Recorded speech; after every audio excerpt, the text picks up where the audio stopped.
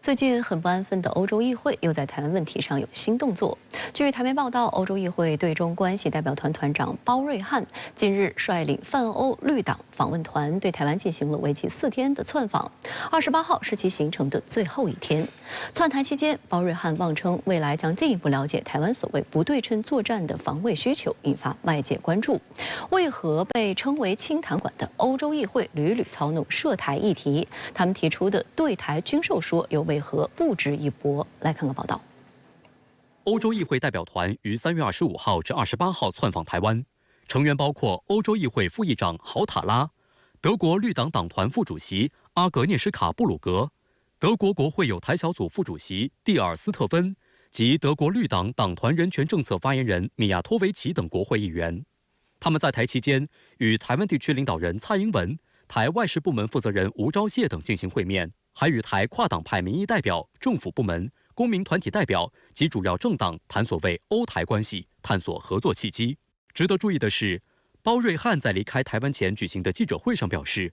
俄罗斯对乌克兰发起特别军事行动之后，欧盟的对外政策已转向，一改其过去绝不出口或输送武器到战区的跨党派共同主张，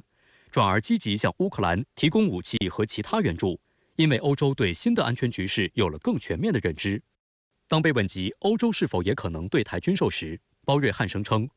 我在这里听到了很多关于台湾需要弥补不对称战力的讨论，或许欧洲的战机和坦克也可以卖给台湾，不过这并不一定符合台湾所需，所以这方面还有很多面向要讨论。”他们想军售，但是他们没有这个胆子，他们有这个能力，他们敢做吗？欧洲这么多的企业在中国大陆有投资、有贸易、有经济上的往来，他们要做对于台湾的军售的话，他们一定损害德国及欧洲这样一些国家在中国的合作和利益。那么他们只是挑起事端，只是不断的在鼓励台独分子同中国大陆进行对抗，给台独分子一种错误的信号。分析指，欧洲议会代表团的这趟行程很明显是不怀好意。就在代表团窜台之前，台湾地区后任副领导人萧美琴刚刚窜访了欧洲议会，这一连串动作显然是早有预谋。欧洲议会主要负责欧盟的立法、监督、预算及咨询，不少人把它视为欧洲事务的清谈馆，因其聚集了一批既无实权又想得到好处的欧洲政客。然而，他们并不甘心充当清谈政客，常常通过立法提案表达利益诉求，通过政治作秀谋取政治利益。而干涉中国内政，在台湾、香港及南海等问题上对中国横加指责，正是这些清谈政客提高知名度、创造所谓政绩的重要抓手。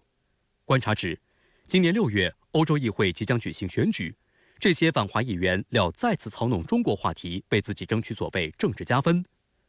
深圳卫视梳理发现，近年来欧洲议会在涉台问题上的举动愈发出格。2021年，欧洲议会在所谓《欧盟台湾政治关系与合作报告》中，妄称要提升所谓欧台关系，并派员窜台。2022年，欧洲议会在年度共同外交与安全报告中，宣称强烈支持台湾以观察员身份参与国际组织会议机制与活动。2023年，欧洲议会又在经贸问题上大做文章，通过所谓欧台贸易投资关系决议。而就在上个月，欧洲议会甚至还在2023年度欧盟外交与安全政策报告中，胡诌台湾属于中国没有国际法依据，声称中国与台湾互不隶属。对此，中国驻欧盟使团发言人第一时间驳斥称，欧洲议会报告侵犯中国主权，粗暴干涉中国内政，中方对此坚决反对，并予以最强烈谴责。发言人指，报告暴露出欧洲某些政客对历史和现实的无知，以及妄图阻挠中国统一大业的阴暗嘴脸。欧洲议会对华关系代表团团长包瑞汉窜访台湾时表示，将进一步了解台湾不对称作战的防卫需求。您对此如何看？我想先跟大家介绍一下包瑞汉这次为什么会率一个代表团抵达台湾。其实他们是新当选但尚未就职的台湾地区副领导人萧美琴邀请来的。大家知道，几天前萧美琴利用其当选之后尚未就职的空档期，秘密前往美国和欧盟待了10多天时间，并且受邀进了欧洲议会，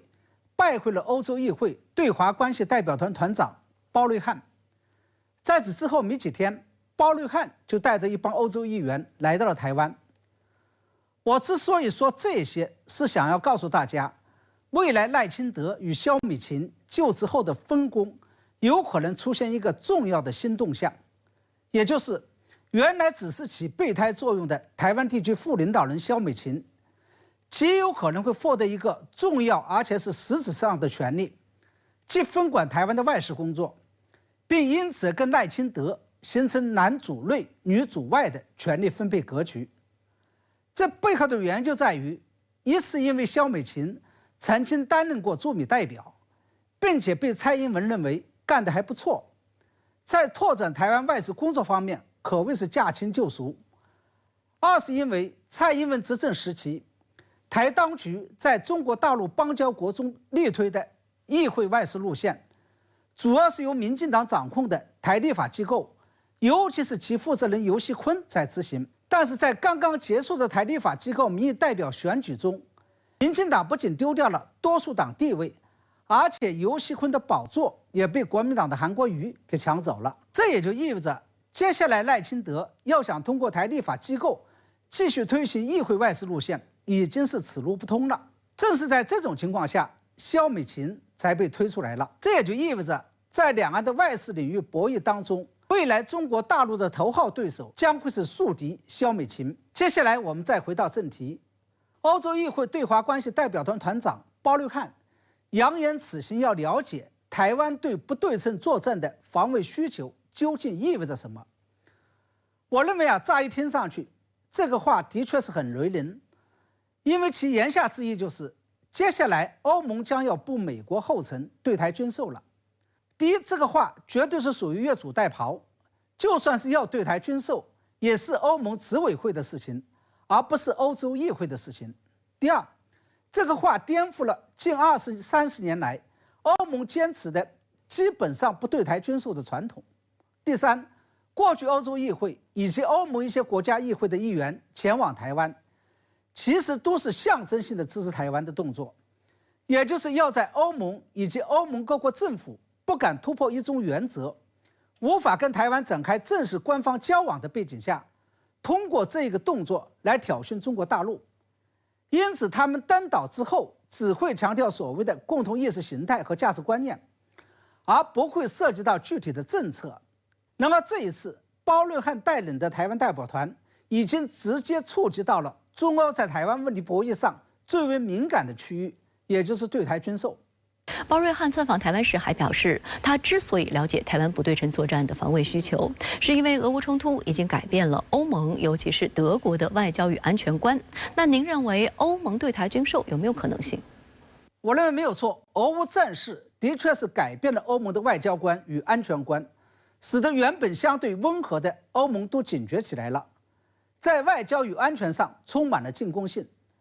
但是将这件事情与台湾问题联系起来，就显得有些牵强附会了。这不仅是因为冷战时的东西方对抗，